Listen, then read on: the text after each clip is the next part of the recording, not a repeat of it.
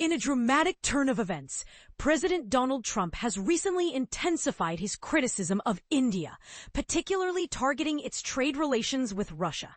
Just this past Wednesday, he escalated the situation by announcing a significant increase in tariffs on Indian goods, raising them to a staggering 50%. This new tariff, which is set to take effect later this month, is a direct response to India's continued importation of Russian oil. As a result, the diplomatic ties between Washington and New Delhi have reached a nadir not seen in over a decade. While the imposition of tariffs was anticipated, the magnitude of this increase caught many off guard. This new levy is in addition to an existing 25% tariff, highlighting the growing trade tensions and Trump's urgent desire to impose economic repercussions on Russia, aiming to pressure them into a peace agreement regarding Ukraine, a promise he has long made. Previously, Indian Prime Minister Narendra Modi seemed somewhat shielded from Trump's ire, largely due to what appeared to be a strong personal rapport between the two leaders. However, Modi now finds himself in a precarious position, attempting to balance the demands of Washington with the expectations of his domestic supporters, all while maintaining India's commitment to establish partnerships, including with Russia, on its own terms. Penkesh Saran, a former Indian ambassador to Russia, remarked, "Our relationship with Russia has never been as contentious to the U.S. as it is now."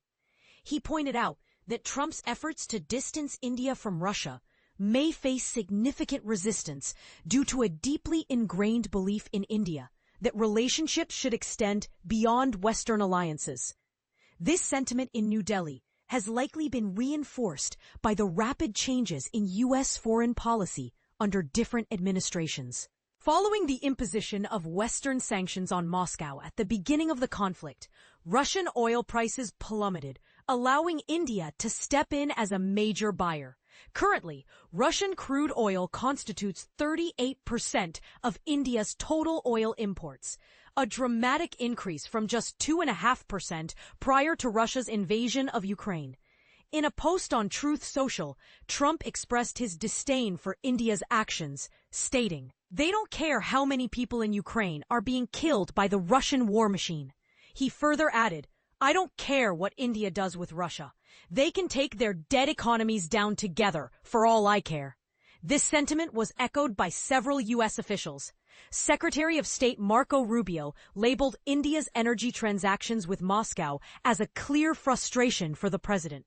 Treasury Secretary Scott Bessent criticized India as not being a great global actor, while Senator Lindsey Graham accused India of war profiteering. White House Deputy Chief of Staff Stephen Miller went so far as to claim on Fox News that many would be shocked to learn that India is essentially on par with China in terms of purchasing Russian oil. However, this narrative contrasts sharply with the message India received from the U.S. government when it began increasing its imports of Russian oil.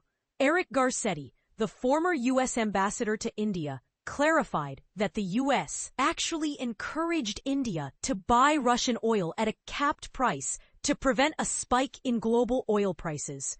The Kremlin has defended its trade relations with India, with spokesman Dmitry Peskov asserting that countries have the right to choose their trading partners. According to the Center for Research on Energy and Clean Air, CREA, Russia's fossil fuel exports have accounted for nearly half of its GDP over the past 3 years.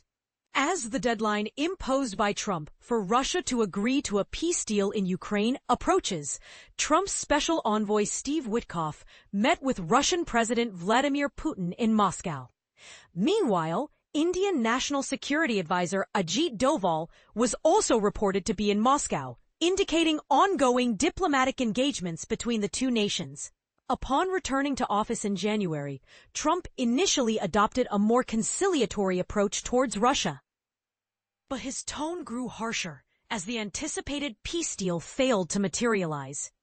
Modi's relationship with Trump has also faced strain, particularly after Modi's administration contradicted Trump's claims of resolving the escalating conflict between India and Pakistan earlier this year. After months of avoiding direct confrontations with Trump over trade issues, the Modi government has begun to assert itself. External Affairs spokesperson Randir Jaiswal stated that India's partnership with Russia is steady and time-tested, and he characterized Trump's recent actions as unfair, unjustified, and unreasonable. He also pointed out that other nations engaging in trade with Russia have not faced such severe scrutiny. The European Union, for instance, has been the largest consumer of Russian gas, accounting for half of Russia's liquefied natural gas exports. Interestingly, more than a quarter of India's petroleum product exports, by value, are directed towards the EU. In July, Europe announced plans to restrict fuel imports originating from Russian crude. Jaiswal highlighted the hypocrisy in the situation, noting it is revealing that the very nations criticizing India are themselves indulging in trade with Russia. Under President Biden, the U.S. largely accepted India's balancing act between Moscow and Washington, recognizing India's strategic importance as a counterbalance to China. However, tensions began to rise when Modi met with Putin just as NATO leaders convened in Washington last year. Garcetti acknowledged India's desire for strategic autonomy, but cautioned that in times of conflict, such autonomy may not be feasible. Unlike his predecessor, Trump seems more inclined to prioritize trade issues, even if it pushes India closer to China. He has also criticized India's involvement in the BRICS grouping, which includes Brazil, Russia, China, and South Africa, while India maintains that its membership reflects its commitment to engaging with multiple global power centers. During a recent forum, Indian Foreign Minister S. Jaishankar advocated for a fair and representative global order, not one dominated by a few. Despite the mounting pressure, analysts believe that Modi is unlikely to sever ties with Russia entirely. Nandan Unnikrishnan, a fellow at the Observer Research Foundation, warned that it would be unwise for India to completely alienate Russia, as this could push Russia and China closer together, posing potential risks for India. He suggested that the relationship with the U.S. would continue to be strained but manageable. Historically, many in India's bureaucracy view Moscow as a more reliable partner than Washington, recalling how Russia supported India during the 1971 war when the U.S. sided with Pakistan. Additionally, Russia did not impose sanctions on India following its nuclear tests in 1998, unlike the United States. Unnikrishnan noted, one relationship has been built on trust and affection, the other on mutual suspicion. Public sentiment in India also favors Russia, with over half of young respondents in a Pew Research Center survey expressing a favorable view of Russia compared to only 17% who feel the same about the United States. Given that India does not produce a significant amount of its own oil, it has compelling reasons to continue its reliance on Russian imports, at least in the near term. Oil experts emphasize that halting Russian oil imports abruptly would be a daunting challenge for India. Sumit Ritolia from Kepler stated, "It is not an easy task to just stop taking Russian barrels. If tomorrow 2 million barrels of crude are not coming from them, where does India get that crude?" He added that even minor price differences can significantly impact refiners.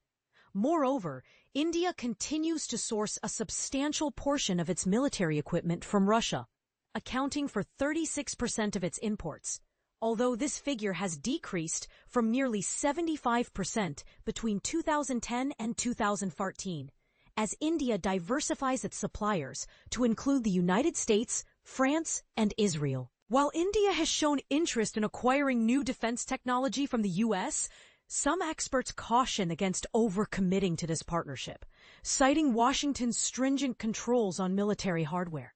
However, other analysts predict that a strategic shift is inevitable. Samir Lalwani, a non-resident senior fellow at the Center for Strategic and Budgetary Assessments, suggested that India will eventually recognize its greater need for the United States compared to Russia.